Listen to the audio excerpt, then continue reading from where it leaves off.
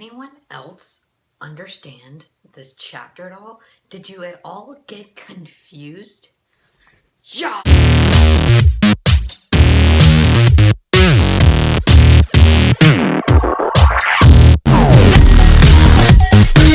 Side note real quick, I am in my brother's room because I was out because my aunt is staying in my room, so I really want to get this review out, so I'm just doing it real quick. And what's up, guys?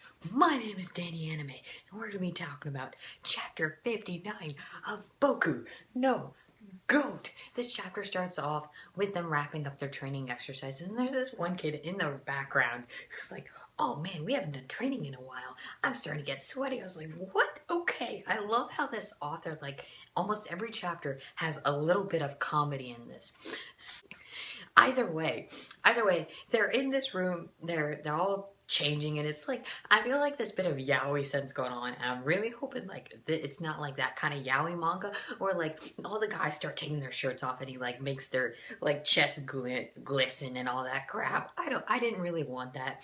Now on the other hand, when Great Boy was like, oh, there's a little beak hole staring at it, I was kind of hoping he would do something with that a little bit, but I don't feel like it's an ecchi manga that much, so he's not really gonna do that. Horikoshi sensei, he's not gonna do that. So he does try with Great Boy. Great Boy is his pervert in this series, and I love him. His power is to like pull grapes and like make them stick to stuff, but like I don't feel that's a purpose. He's not really a superhero. His main purpose is to have the comedic aspect in this series, and that's something I like about this series. And they have like a jack go through his eyes, and they says it's screeching through my eyes.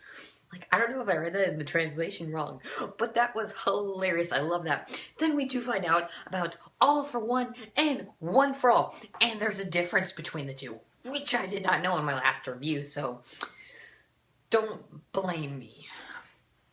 Either way, we find out that all for one was a quirk that first appeared when they first started appearing quirks. Like, so basically around this time, like in the 2020s,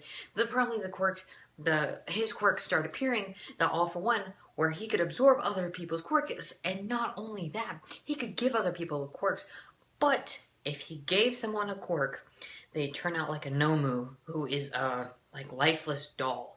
So they just like, they turn out like super strong or something and have super awesome powers and are awesome like villain, probably an OP villain, which is great. I love OP villains, but they're just mentally retarded in a sense. Either way, he goes on to say that his younger brother, his younger brother doesn't have powers, and then he goes on to try and get powers. And I'm thinking like, this is Naruto! Bruh, this is Indra and Ashura! I don't know Naruto. Indra is the, Sasuke is the descendant of Indra, who is like a prodigy, while Ashura is someone who wasn't a very good ninja who barely knew ninjutsu, and then he needed help from his Nakama and all his friends, and he eventually became great, sort of like Naruto, so kind of similar there. One, I'm like, bruh, you're pulling from Naruto, and two, I'm like, oh yeah, I'm loving this. I love it. And he's like, there's a great battle ahead of you, Deku. Yes.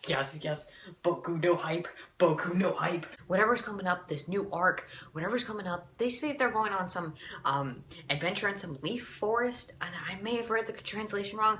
Some leaf forest, for summer vacation, and probably they're going to do a good bit of training there. Maybe Deku learns more about how to control it so he doesn't get as many scars, because that scar is still prominent in this chapter. At the end of the chapter, we do get to see the original user for All for One, because one, he has the quirk, he can absorb other people's quirks, so one of those quirks would be never aging, and it seems like All Might seemingly thought he beat him. How did he know he not beat him? But it was so epic, this feeling. We're taking a look real quick. Let's take a look. Now, that we just took a look, like, legit, this guy, he has some crazy backstory behind him, and I cannot wait to find out more on his backstory. And also, All Might cannot help out Deku in the final battle.